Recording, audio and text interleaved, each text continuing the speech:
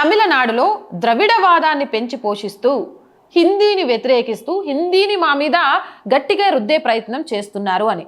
కానీ ద్రవిడవాద ముసుగులో తమిళ ప్రజలకు డిఎంకే ప్రభుత్వం ఎంత ద్రోహం చేస్తోంది.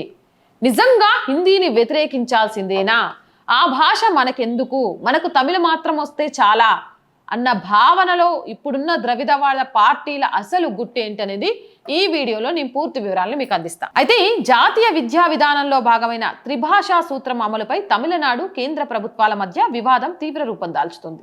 తేనెతుట్టుపై రాళ్లు వేయవద్దంటూ తమిళనాడు ముఖ్యమంత్రి స్టాలిన్ చేసిన వ్యాఖ్యలపై ప్రధానమంత్రి నరేంద్ర మోదీ ఘాటుగా స్పందించారు.